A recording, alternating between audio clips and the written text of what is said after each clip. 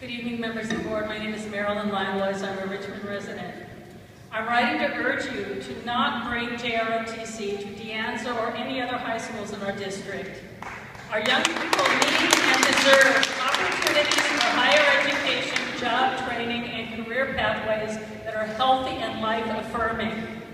During the Iraq War, I volunteered for many years as a phone counselor on the GI Rights Hotline, taking thousands of calls from members of the armed services and their families who shared stories of betrayal, disillusionment, and severe psychic pain. Many had joined for idealistic reasons, to serve their country, to gain valuable experience and training. But in reality, they discovered that the war they were fighting was killing innocent people, often families and young men just like them. And it was serving the interests of the wealthy few and not democracy. Too often, the skills acquired were specific to weaponry and war making and not transferable to peacetime employment. Many were traumatized, having to follow orders to hurt other people, both during training and in the field. And you heard Mr. Soto mention the huge number of suicides of former soldiers that goes grossly underreported. Just the other day we celebrated Memorial Day to honor our fallen soldiers. And I wonder, why did all those service members have to die? Why did their families have to suffer such losses when the wars they fought were more often than not preventable and unjustified?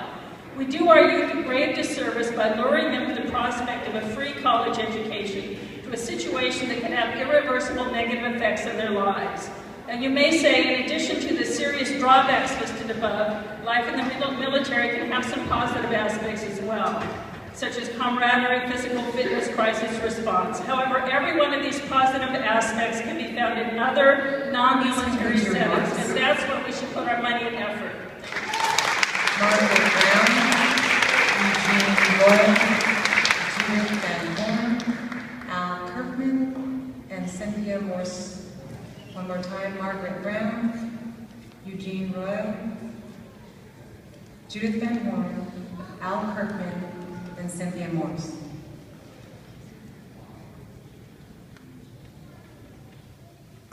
Good evening, board. I'm Margaret Brown. I'm a resident of Richmond, and I'm also returned from WCCUSD. And I just want to bring you some words from Martin Luther King. In April 1967, Dr. Martin Luther King said in his speech titled, "Beyond Vietnam, a time to break silence." And this is what he said, quote, "A nation that continues year after year to spend more money on military defense than on programs of social uplift is approaching spiritual death." He also said, quote, "The greatest purveyor of violence in the world today is my own government." And I think Mr. Soto gave us some references to that. Let's remind ourselves what a military is. It is an organization authorized by a society or state to use lethal force when defending its country or state institutions from actual or perceived threats, and at times promoting economic expansion through imperialism as a form of political control. A brief look at the history of U.S. military intervention from 1890 to 2011 gives evidence of this.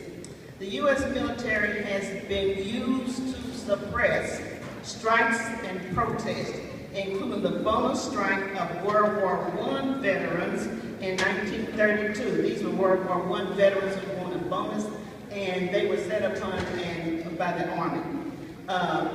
Deployed troops, the military deployed troops against African-American rebellions in Detroit and Los Angeles, and bombings of Haiti, Vietnam, Cambodia, Panama, Iraq, and Libya. So therefore, the ultimate purpose of the military is to promote U.S. economic interests abroad, imperialism, and to secure political control here at home. I ask you to rethink and not vote on this ROTC program. We need money for schools and war. Eugene Royal and Judith Van Horn.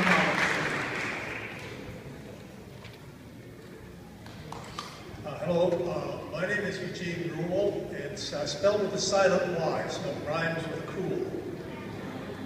Now, I'm the president of the East Bay chapter of Veterans for Peace, which is a national organization of veterans who, having dutifully served our nation, now have affirmed their greater responsibility to serve the cause of world peace and work for the abolition of war as an instrument of foreign policy.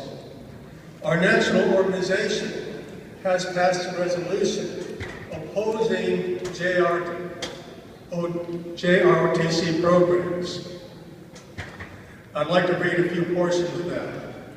As veterans, we have sworn to defend and uphold the Constitution of the United States.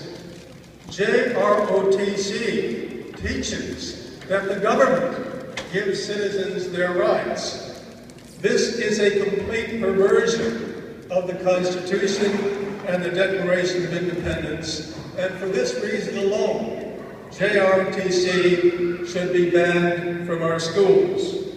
Further, a growing body of evidence supports the fact that that JROTC is used to recruit students, and they are lying to our children with promises of education, college, job skills, and a host of other rewards that cannot be delivered. As veterans sworn to defend the Constitution of the United States, it is our responsibility to remove JROTC and military recruiters from our schools. Therefore, be it resolved that Veterans for Peace will work to remove JROTC and military recruiters from our schools. Thank you.